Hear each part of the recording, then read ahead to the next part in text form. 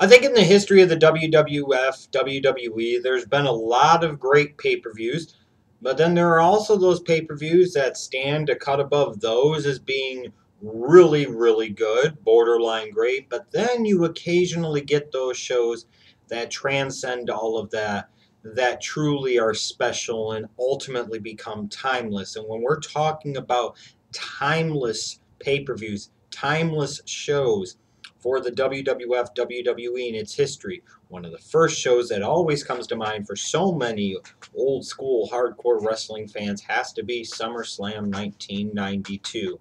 This came to you from Wembley Stadium in London, England, the first and only time that London has ever hosted one of the big four pay-per-views in the WWE, which is a shame because you look at how successful this event was and how timeless this show has gone on to become more than 2 decades after it happened. You would have thought the WWE would be rushing, and I mean rushing, to do another show there. But maybe because of time difference concerns, and etc., they've never done it. But I look at it this way, with the WWE now utilizing the WWE Network, where it's not as important to go after that $50, $55, $60 pay-per-view buy. I say the time is now and well overdue for them to go back, because if we could have another SummerSlam in front of 80+ thousand rabid, passionate, loyal, excited WWE fans at Wembley Stadium in London, England, man, the WWE could have another special pay-per-view on their hands. But nonetheless, back to SummerSlam 1992. This show is special to me for a lot of reasons. When I look at this show, it's one of these shows that I say it was great in its time, and it ultimately has stood the test of time. And it was also very different compared to a lot of the WWF pay-per-views that had come before, and a lot of the WWF and WWE pay-per-views that came afterwards. And, one interesting note about this is there were some big names that weren't anywhere to be seen on this show. SummerSlam 1992 is one of those timeless shows, and Hulk Hogan is nowhere to be found. No part of this show whatsoever. Another individual that had been a part of so many big shows over the years, Andre the Giant, he also wasn't a part of this show. Other individuals like Jake the Snake Roberts weren't around. And with all of that being said, this is still one of the truly great and truly classic, timeless WWE, WWF pay-per-views in the history of the company. For me, it starts off right away with the opening match. You've got the LOD versus Money Inc. And you're talking about, you've got LOD coming out in that great shot of them coming down the ramp on their motorcycles in Wembley Stadium in front of 80+ thousand screaming London fans. It was awesome. The visuals of this were outstanding. And the match between LOD and Money Inc. was good for what it needed to be, and it was a good way to kick off this show. It makes up for the fact that Nails and Virgil was after this. It does. But again, like I said, the visuals of this were outstanding, and the visuals of this show just in general, just even to this day, they still hold up, and they are still timeless, and they still make this show feel like such a cut above the rest. I'll put it this way. One match that I think never gets the attention or the credit it deserves for how original, how creative, and just how flat out fucking fun it was Shawn Michaels, the Heartbreak Kid, versus Rick Martel. And the whole stipulation of this match is not only are they fighting for Sherry's attention and Sherry's love, the whole stipulation of this match is that neither one is able to hit their opponent in the face. So they worked this whole match around protecting their face and trying to get Sherry's attention and admiration. This match is outstanding. Comic relief without going over the top to be comic relief. Here's heel versus heel done the right way. This shit was incredible. And Sherry here was, dare I say, sensational with pretending to faint, and then they try to throw water. One of them tries to throw water at her, and it gets on the and they end up fighting each other, and she walks off in a huff. My favorite thing is when she's getting carried, and she opens her eyes to see if anybody's paying attention. This match is fucking outstanding. Again, one of those fun type of matches like SummerSlam 91 had, I believe it was. Yeah, with Big Boss Man versus the freaking Mountie. God, that jailhouse match was fucking awesome. And this match here was fucking awesome too.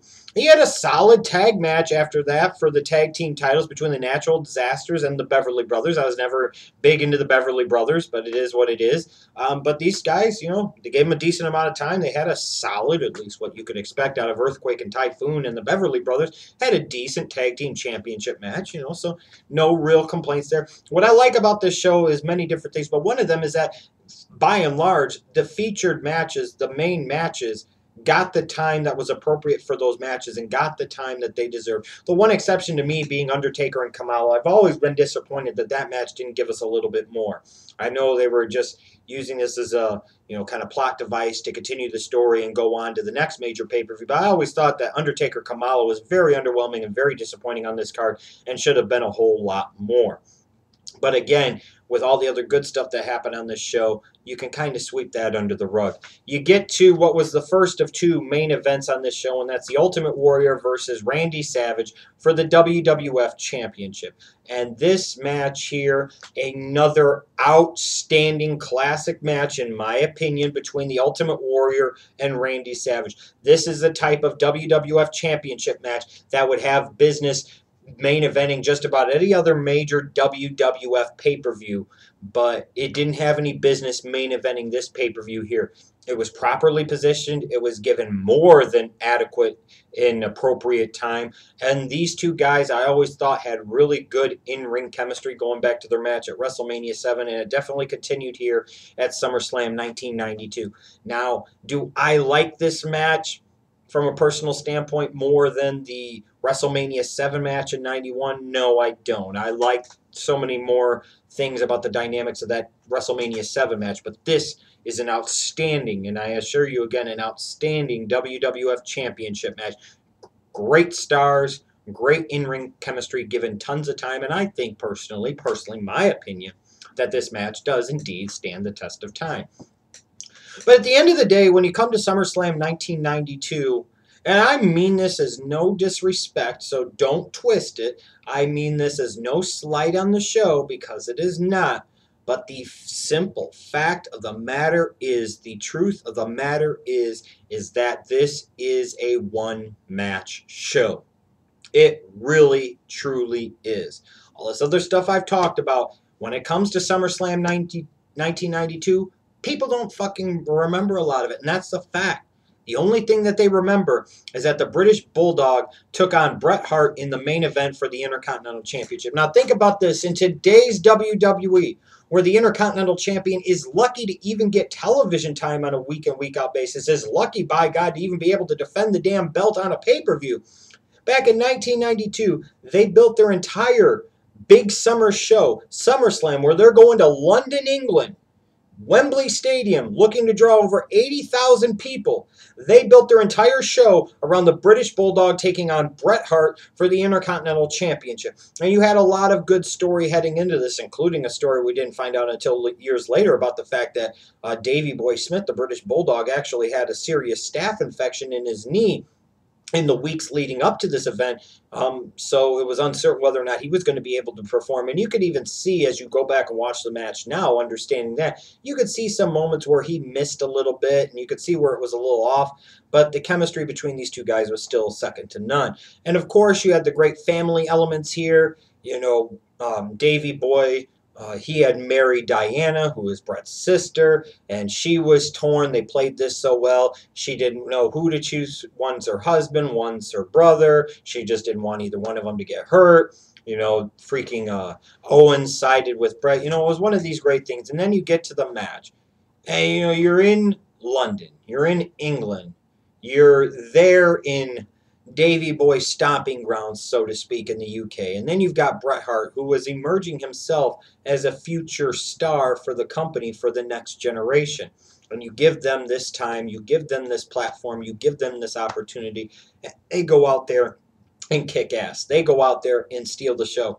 And in my opinion, have the single greatest Intercontinental Championship match in the history of the company bar none, period. You can take your WrestleMania 10 Razor Ramon Shawn Michaels match and shove it straight up your fucking ass. You can take any other number of great Intercontinental Championship matches over the years, and you can also shove them up your ass. And yes, I am including that WrestleMania 3 match between Steamboat and Savage. This, to me, bar none, is the match of matches when it comes to the Intercontinental Championship. This is the match of matches in the history of SummerSlam. The fact that this show was built around this match and it sold out in like 11 minutes after tickets went on sale indicates to you just how huge of a money draw this was and how much of a financial success this ultimately was for the WWF at the time, excuse me. But this to me is easily, beyond reproach, beyond question, the greatest Intercontinental Championship match in the history of the company. Beyond question to me, the greatest match maybe in SummerSlam history. Definitely one of Bret Hart's shining, defining moments in a career full of them. And easily to me, Davey Boy Smith's defining, shining example of moment right here with this match. This is outstanding. If you love professional wrestling, if you love great in-ring action, if you love great storytelling, if you love getting caught up, getting lost in it, getting emotional about something, going along on a ride with 80 other thousand plus screaming fans, then SummerSlam 1992, the British Bulldog versus Bret Hart for the Intercontinental Championship match is the match for you. And ultimately, it's this match alone that makes this show. It's this match alone that makes this show one of the great SummerSlams of all time. And like I said, there were a lot of things to enjoy about this show. There were a lot of things to like about this show. You know, most of the featured matches got the appropriate time and were good, and they delivered. The feeling of the show, the ambiance of the show, the environment of the show, the production of the show. So many things about this show were just incredible and awesome. And I hope the WWE someday soon goes back there to have another SummerSlam. Me personally, I'd rather have a SummerSlam in front of 80,000 people than 20,000 people at the Staples Center in Los Angeles like I do every damn year. I'm just saying. But this is easily one of the most memorable, most significant SummerSlam pay-per-views and WWF/WWE pay-per-views in the history of the company, featuring one of the truly great, iconic matches in the company's history.